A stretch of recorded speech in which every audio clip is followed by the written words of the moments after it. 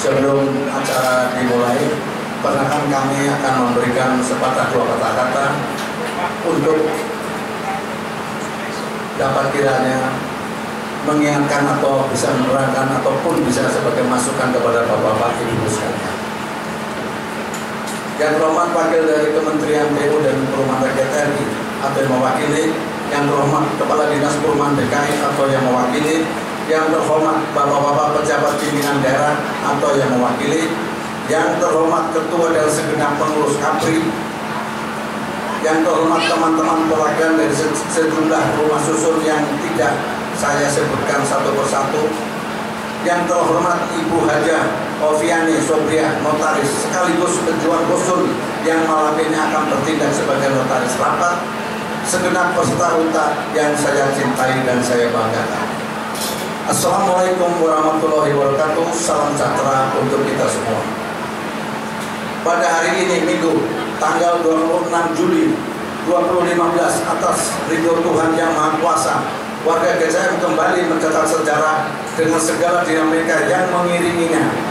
Kami PPRSC GCM alhamdulillah dapat menyelenggarakan kewajiban undang-undang, yaitu menyelenggarakan rapat umum tahunan anggota untuk tahun kerja 2014 sampai 2015. Rapat ini semestinya kita gelar paling lambat pada Februari 2015 yang lalu dan akan diselenggarakan oleh pemerintah sebagai solusi karena di GCM ada dua kubu kepengurusan PPRSC.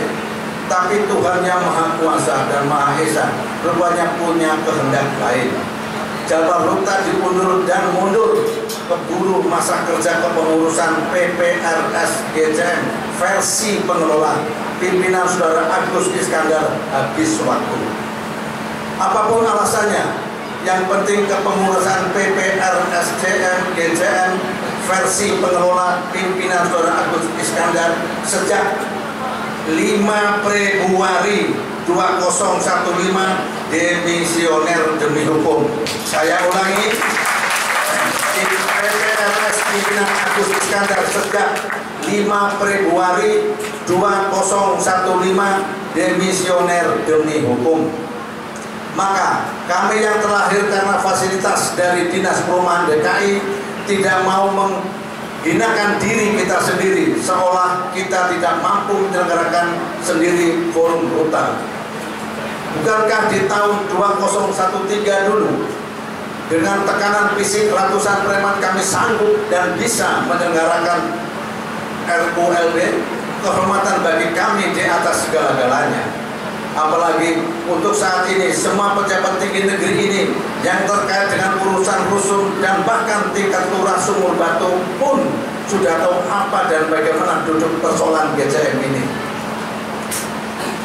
Biar saja PT Duta Tri tidak mengakui keberadaan kepengurusan PPRSC GCM, jangan dijadikan soal yang mengganjal di hati dan pikiran kita, karena ia orang luar, secara hukum tidak ada kaitan dengan GCM. Yang jelas, Menteri PU Perumahan Rakyat RI sudah menerbitkan surat dengan nomor HK 02.01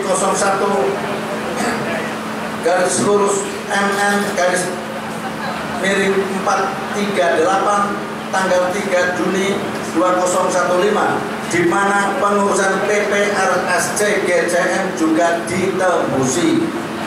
Komisi Ombudsman RI juga mengakui keberadaan kita. Pimpinan DPR RI, Kapolres Jakarta Pusat juga mengakui, bahkan memediasi, dan Pengadilan Negeri Jakarta Pusat juga mengakui. Memang Dinas Perumahan DKI menganggap kami tidak ada. Mohon sabar dulu, barangkali lagi hilang. Dan mumpung masih suasana lebaran, mari kita maafkan, kita ampuni mereka. Tidak ada yang mustahil kalau Tuhan Yang Maha Kuasa menghendakinya. Saudara-saudara sekalian, sebagai lembaga yang mandiri yang dibentuk berdasarkan Undang-Undang Nomor 16/1985 yang kemudian dirubah dengan Undang-Undang Nomor 20/2011, kami tidak mau merepotkan siapapun, tidak juga kepada pemerintah. Apalagi kami tahu fungsi pemerintah berdasarkan ketentuan pasal 10 Undang-Undang Nomor 20 tahun 2011 adalah sebagai pengawas. Sebagai pengawas, pemerintah tidak boleh jadi pemain. Karena kalau pengawas merangkap sebagai pemain, niscaya rakyat akan ibarat main bola. Ketika ada dua pemain berebut bola dengan alasan yang sama kuat, maka wajib hukumnya sang wasit jadi penengah, ambil bola, lempar ke atas agar pertandingan segera dimulai lagi. Memang betul dulu ketika ada dua kepengurusan, sungguh kami siap untuk memberi mandat kepada pemerintah untuk menegakkan rutan. Tapi bagaimana mungkin kami yang kini adalah satu-satunya kepengurusan PPLS yang ada di DCM akan dinihilkan keberadaannya oleh Dinas Perumahan yang justru dulu membidaninya. Lebih menyedihkan kalau pemerintah sampai tunduk dan menabrak undang-undang sekalipun hanya karena yang dihapin pengusaha papan atas di Republik ini, dan itu mustahil akan terjadi dalam pemerintahan Jokowi saat ini.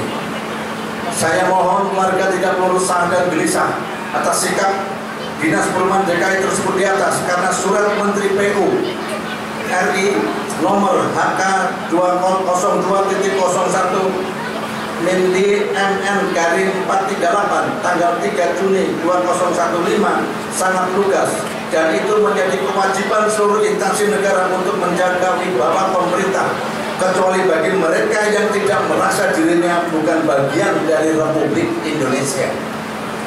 Kalau ada isu bahwa dinas akan mengadakan rutan, satu pertanyaan yang harus dijawab adalah legal standingnya dari mana?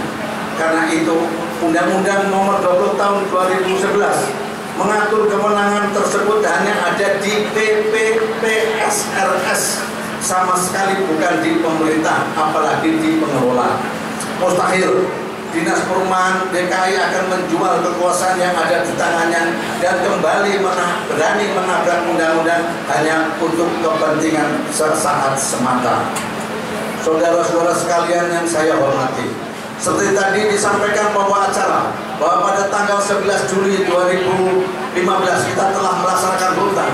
Namun karena ketentuan pasal 28 ayat 1 Anggaran Dasar PPRS dan GJM, rapat bisa dinyatakan forum manakala dihadiri minimal oleh 2/3 jumlah anggota, sehingga kami tidak bisa mengambil keputusan apapun.